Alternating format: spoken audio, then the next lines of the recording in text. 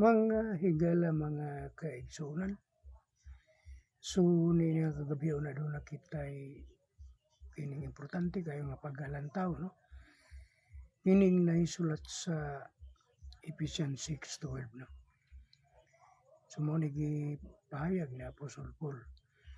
So atong masayaran karon nga naaman di ay nakanato karon nagatubang man ay kita karon ug kining gubat, no? Daghan kayo wala masayod nga niining kapanahonan karon taud-taud na day nagatubang kita gubat. Pero wala lang nato kini mataligami. Okay, ato ni tunan karon, no? Sa Ephesians 6:12 nagaingon dito.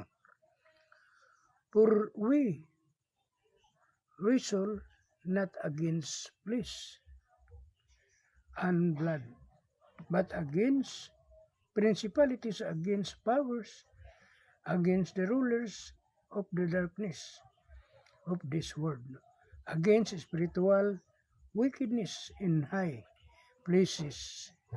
Okay, no? Muna nga, sumala pa, buti pa sabot sa maong unod sa maong kining basahon sa Ephesians, nagaingon nga ang tinuod nga kaaway dili ang tao, dili ang atong mga kahigalaan, dili ang atong mga amigo, kundili our real battle is spiritual, no?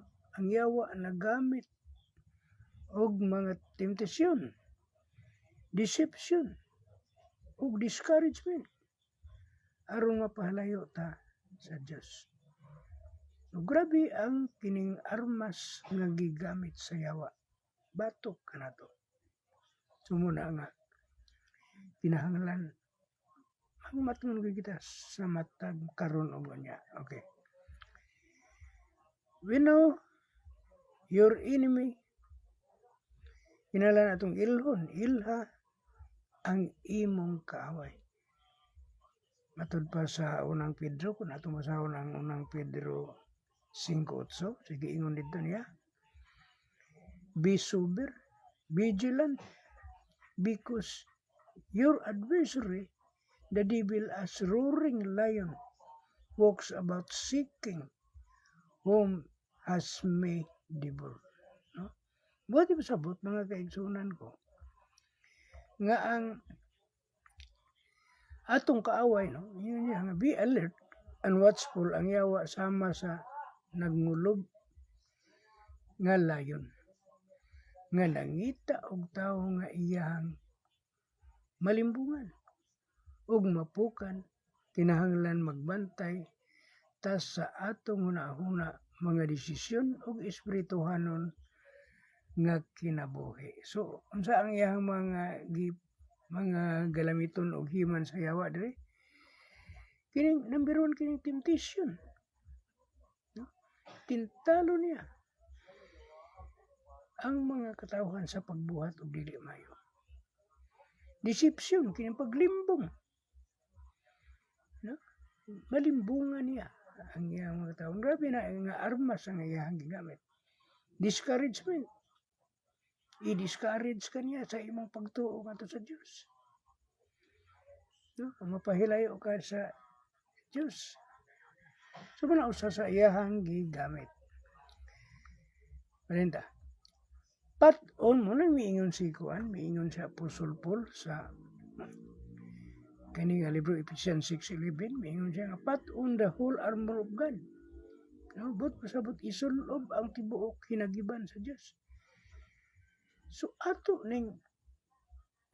puning tukion kung unsa kining mga armor, mga armas nato nga atong isulob, ipasulob ni Apostol Paul.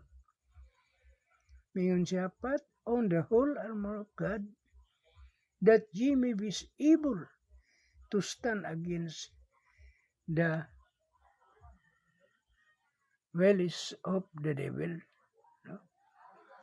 Kini ba yung paglimbong sa mga dautan, no? Okay. God has provided spiritual protection, no? ang atong depensa dili pinaagi sa kaugalingong kusog, kundi pinaagi sa hinagiban sa Dios. Sa kini nga mga hinagiban. Truth, kining pagka matinud-anon. Righteousness, kining pagkamaayo. Faith, pagtuo. Salvation, kining imong kaluwasan. Og the word of God, og kining pulong sa Dios. Usala sa mga armor of God, no? Ngayang ipasulob ni Apostol Paul diri sa ato. So, kung wala kini, dali tama mabiktima, no? Sa mga limbong sa kaaway. Okay, ang padayta. Resist the devil. Sukli o batuki ang yawa, no? Muna ingon ni Apostol Paul. Sa James 4:7, Santiago, gaingon, submit yourself therefore to God. Resist the devil and they will flee from you. No? Sige mo ya. Victory starts with submission to God. Submit man nato, no? Ato ang inyon to siya, submit yourself, no? Submit nato atong kaugalingon. Submission to God, no? Kung magpasakop ta sa Ginoo og musukol sa mga tentasyon og sala ang yawa mo pahawa, dili ta kinahanglan madlo kay ang gahom sa Dios labaw pa sa gahom sa kaway. Muna dili ta madlo, no? Kay wala kita gitagaan og espiritu sa kahadlok, kundi gitagaan kita og espiritu sa Dios alang sa pagkamatarong. Okay. Pray continually padayon sa pagampo. Usa na sa ato ang mga kuan o sa ato ang mga kining atong mga kining armor, no? Ato ang ginagiban. Pray continually padayon sa pagampo. Ephesians 6:18, mabasa na to dito nga, praying always with all prayer and supplication in the Spirit. Prayer is a spiritual weapon. Ang pagampo mao'y atong direct communication with God. Pinaagi sa pagampo, makadawata og kusog, giya, kalig-on, batok sa mga atake sa kaaway. No? So ato nang hinumduman, ha? Ug di na to kalimtan nga nagatubang ta og gubat karon spiritual warfare, no?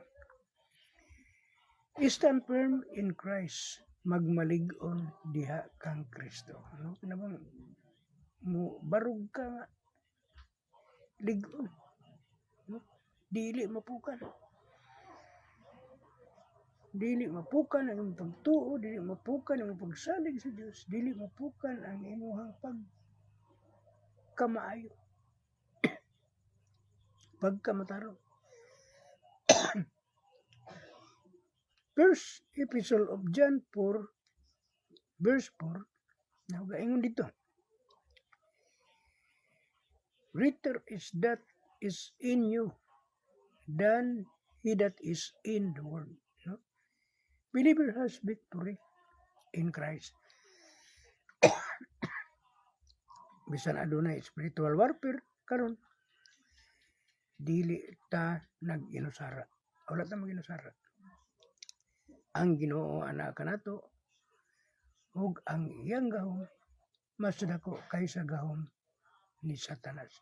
Therefore, kinahanglan magpabilin ta nga magmatinumanon og lig-on sa pagtuo. Spiritual warfare is real, no, today. Na, no? Atong atubang karon. But God has given us everything we need to overcome. Ang kadaugan dili pinaagi sa atong kaugalingong kusog, kundi pinaagi sa pagtuo kang Kristo, pagampo ug pagsunod sa pulong sa Dios. And all these things we are more than conquerors through Him that love us. Ephesians 2, the Romans 8:37. Okay. So, nini nga kagabion mga kaigsunan mo, pasalamaton kay kudako, no? Nga bisan pa man nga kining dili kayo kuan ang atong panglawas karon, no? Marang medyo na patay kuan. Tungod sa ato ang tempo karon. Apan nagpasalamat ako nga bisan pa taliwala niya na nakahimog gyapon kita og kuan kining pag live video karon, nakashare gyapon kita kaninyo ug niining nga bahina, niining kagabion na nahibaw na to nga nagatubang dai kita og gubat karon, kining spiritual warfare. So di nato nakalimtan ang pagampo sa makanunayon aron kita magmalig-on nga tinahasan sa mga kining pag-overcome sa mga makasasala. So, maayong gabi ug God bless kanatong tanan.